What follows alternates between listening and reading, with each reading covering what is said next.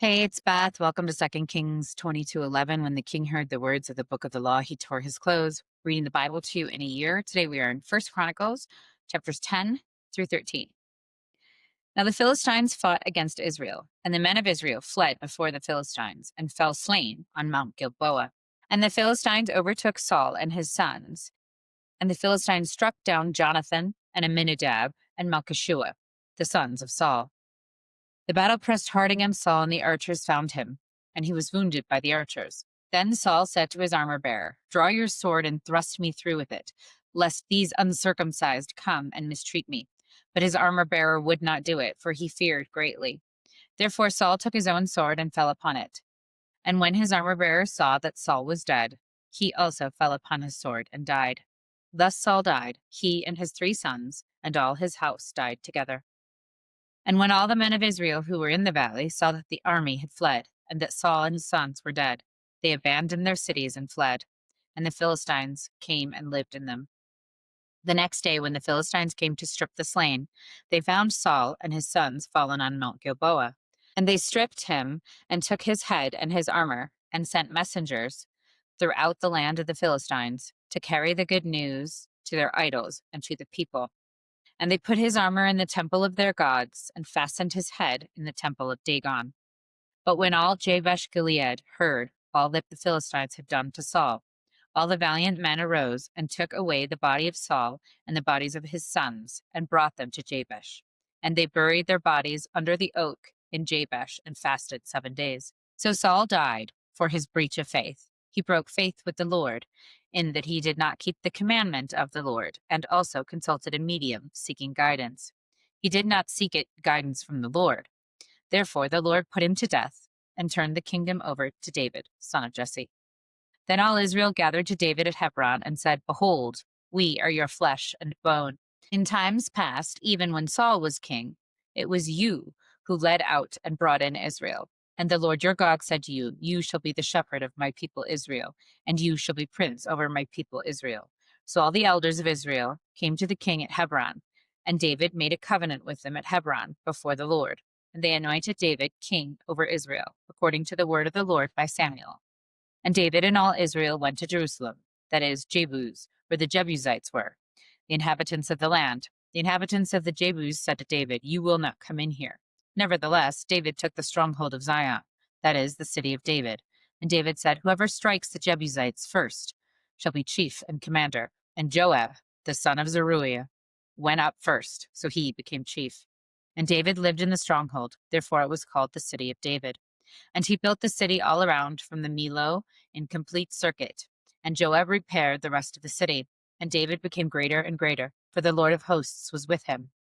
Now these are the chiefs of David's mighty men, who gave him strong support in his kingdom, together with all Israel, to make him king, according to the word of the Lord concerning Israel. This is an account of David's mighty men. Jashobeam, a Hatchmanite, was chief of the 3. He wielded his spear against 300, whom he killed at one time. And next to him among the 3 mighty men was Eleazar, the son of Dodo, the Ahonite. He was with David at Padamimim, when the Philistines were gathered there for battle. There was a plot of ground full of barley, and the men fled from the Philistines. But he took his stand in the midst of the plot, and defended it, and killed the Philistines, and the Lord saved them by a great victory. 3 of the 30 chief men went down to the rock to David at the cave of Adullam, when the army of the Philistines was encamped in the valley of Rephaim. David was then in the stronghold, and the garrison of the Philistines was then at Bethlehem. And David said longingly, "Oh, that someone would give me water to drink from the well of Bethlehem that is by the gate." Then the 3 mighty men broke through the camp of the Philistines, and drew water out of the well of Bethlehem that was by the gate, and took it and brought it to David. But David would not drink it. He poured it out to the Lord, and said, "Far be it from me, before my God, that I should do this. Shall I drink the life blood of these men? For at the risk of their lives they brought it." Therefore he would not drink it. These things did the 3 mighty men. Now Abishai, the brother of Joab, was chief of the 30, and he wielded his spear against 300 men, and killed them, and won a name beside the 3. He was the most renowned of the 30, and became their commander, but he did not attain to the 3. And Benaniah, the son of Jehoiada, was a valiant man of Kabzeel, and a doer of great deeds. He struck down 2 heroes of Moab. He also went down and struck a lion in a pit on a day when snow had fallen. And he struck down an Egyptian, a man of great stature, 5 cubits tall. The Egyptian had in his hand a spear like a weaver's beam, but Benaniah went down to him with a staff and snatched the spear out of the Egyptian's hand and killed him with his own spear. These things did Benaniah the son of Jehoiada, and won a name beside the 3 mighty men. He was renowned among the 30, but he did not attain to the 3. And David set him over his bodyguard.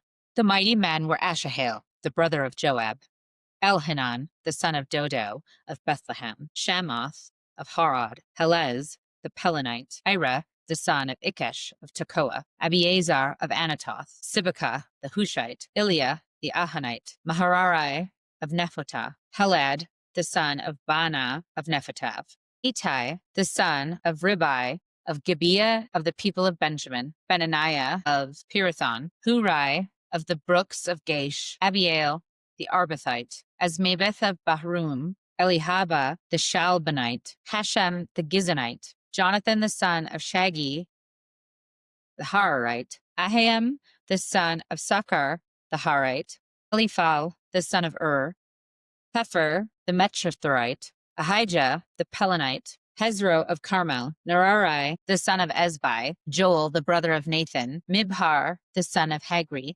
Zalek, the Ammonite, Naharai of Beeroth, the armor-bearer of Joab, and the son of Zeruiah, Ira the Ithrite, Gareb the Ithrite, Ura the Hittite, Zabad the son of Achlai, Adoniah the son of Shizah the Reubenite, a leader of the Reubenites, and 30 with him, Hanan the son of Makkah, with Jehoshaphat the Mithrite, Uzziah the Asherathite, Shammah and Jael, the sons of Hotham the Ararite, Jediel the son of Shimri, and Joah his brother the Tizrite, Eliel the Mahavite, and Jeribai and Joshua the sons of Alanan, and Ithma the Moabite, Eliel and Obed, and Jeshiel the Mesobite. Now these are the men who came to David at Ziklag, while he could not move about freely because of Saul the son of Kish, and they were among the mighty men who helped him in war.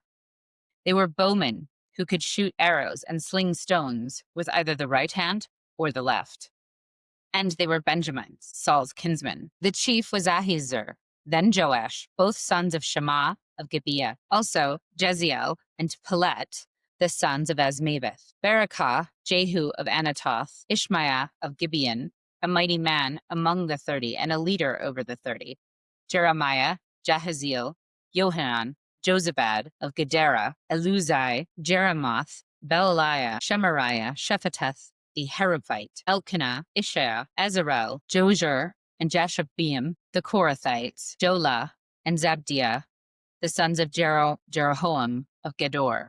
From the Gadites there went over to David at the stronghold in the wilderness mighty and experienced warriors, expert with shield and spear, whose faces were like the faces of lions, and who were swift as gazelles upon the mountains. Ezer the chief, Obadiah second, Eliab third, Mishmanah fourth, Jeremiah fifth, Atai sixth, Eliel seventh, Johanan eighth, Elzabad ninth, Jeremiah 10th, Machbani 10th. These Gadites were officers of the army. The least was a match for 100 men, and the greatest for 1,000. These are the men who crossed the Jordan in the first month, when it was overflowing its banks, and put to flight all those in the valleys to the east and to the west. And some of the men of Benjamin and Judah came to the stronghold to David. David went out to meet them and said to them, "If you have come to me in friendship to help me, my heart will be joined to you. But if you betray me to my adversaries, although there is no wrong in my hands, then may the God of our fathers see and rebuke you." Then the Spirit clothed Amasai, chief of the 30, and he said, "We are yours, O David, and with you, O son of Jesse. Peace, peace to you, and peace to your helpers, for your God helps you." Then David received them and made them officers of his troops. Some of the men of Manasseh deserted to David when he came with the Philistines for the battle against Saul. Yet he did not help them, for the rulers of the Philistines took counsel and sent him away, saying, "At peril to our heads he will desert to his master Saul." As he went to Ziklag, these men of Manasseh deserted to him: Adnah, Jozabad, Jediel, Michael, Jozabad, Elihu, and Zillethai, chiefs of the thousands in Manasseh. They helped David against the band of raiders, for they were all mighty men of valor, and were commanders in the army. From day to day, men came to David to help him, until there was a great army, like an army of God. These are the numbers of the divisions of the armed troops who came to David in Hebron to turn the kingdom of Saul over to him, according to the word of the Lord. The men of Judah, bearing shield and spear, were 6,800 armed troops. Of the Simeonites, mighty men of valor for war, 7,100. Of the Levites, 4,600. The prince Jehoiada of the house of Aaron, and with him 3,700. Zadok, a young man, mighty in valor, and 22 commanders from his own father's house. Of the Benjaminites, the kinsmen of Saul, 3,000, of whom the majority had to that point kept their allegiance to the house of Saul. Of the Ephraimites, 20,800 mighty men of valor, famous in their fathers' houses. Of the half-tribe of Manasseh, 18,000, who were expressly named to come and make David king. Of Issachar, men who had understanding of the times, to know what Israel ought to do, 200 chiefs, and all their kinsmen under their command. Of Zebulun, 50,000 seasoned troops, equipped for battle, with all the weapons of war, to help David, with singleness of purpose. Of Naphtali, 1,000 commanders, with whom were 37,000 men, armed with shield and spear. Of the Danites, 28,600 men equipped for battle. Of Asher, 40,000 seasoned troops ready for battle. Of the Reubenites and Gadites and half the tribe of Manasseh from beyond the Jordan, 120,000 men armed with all the weapons of war. All these men of war, arrayed in battle order, came to Hebron with full intent to make David king over all Israel. Likewise, all the rest of Israel were a single mind to make David king. And they were there with David for 3 days, eating and drinking, for their brothers had made preparation for them. And also their relatives from as far as Issachar and Zebulun and Naphtali came, bringing food on donkeys and on camels and mules and on oxen, abundant provisions of flour, cakes and figs, clusters of raisins and wine and oil, oxen and sheep, for there was joy in Israel. David consulted with the commanders of thousands and of hundreds, with every leader. And David said to all the assembly of Israel, "If it seems good to you, and from the Lord our God, let us send abroad to our brothers who remain in all the lands of Israel, as well as to the priests and Levites in the cities that have pasture lands, that they might be gathered to us. Then let us bring again the ark of our God to us, for we did not seek it in the days of Saul." All the assembly agreed to do so, for the thing was right in the eyes of all the people. So David assembled all Israel from the Nile of Egypt to Lebo-Hamath, to bring the ark of God from Kiriath-Jearim. And David and all Israel went up to Baalah, that is, to Kiriath-Jearim, that belongs to Judah, to bring up from there the ark of God, which is called by name of the Lord, who sits enthroned above the cherubim. And they carried the ark of God on a new cart from the house of Abinadab, and Uzzah and Ahu were driving the cart. And David and all Israel were rejoicing before God with all their might, with song and lyres and harps and tambourines and cymbals. When they came to the threshing floor of Chidon, Uzzah put out his hand to take hold of the ark, for the oxen stumbled, and the anger of the Lord was kindled against Uzzah. And he struck him down because he put out his hand to the ark, and he died there before God. David was angry because the Lord had broken out against Uzzah. And that place is called Perez Uzzah to this day. And David was afraid of God that day, and he said, "How can I bring the ark of God home to me?" So David did not take the ark home to the city of David, but took it aside to the house of Obed-Edom the Gittite. And the ark of God remained with the household of Obed-Edom in his house 3 months. And the Lord blessed the household of Obed-Edom in all that he had. The book of John, chapter 13, verses 1 to 30. Now before the feast of Passover, when Jesus knew his hour had come to depart out of this world to the Father, having loved his own who were in the world, he loved them to the end. During supper, when the devil had already put it into the heart of Judas Iscariot, Simon's son, to betray him, Jesus, knowing that the Father had given all things into his hands, and that he had come from God and was going back to God, rose from supper. He laid aside his outer garments, and taking a towel, he tied it around his waist. Then he poured water into a basin and began to wash the disciples' feet, to wipe around them with the towel that was wrapped around him. He came to Simon Peter, who said to him, "Lord, do you wash my feet?" Jesus answered him, "What I am doing you do not understand now, but afterward you will understand." Peter said to him, "You shall never wash my feet." Jesus answered, "If I do not wash you, you have no share with me." Simon Peter said to him, "Lord, not my feet only, but also my hands and my head." Jesus said to him, "The one who is bathed does not need to wash except for his feet, but is completely clean, and you are clean, but not every one of you." For he knew who was to betray him, and that is why he said, "Not all of you are clean." When he had washed their feet and put on his outer garments and resumed his place, he said to them, "Do you understand what I have done to you? You call me teacher and Lord, and you are right, for so I am. If I, then, your Lord and teacher, have washed your feet, you also ought to wash one another's feet. For I have given you an example, that you also should do just as I have done to you. Truly, truly, I say to you, a servant is not greater than his master, nor is a messenger greater than the one who sent him. If you know these things, blessed are you if you do them. I am not speaking of all of you. I know whom I have chosen, that the scripture will be fulfilled.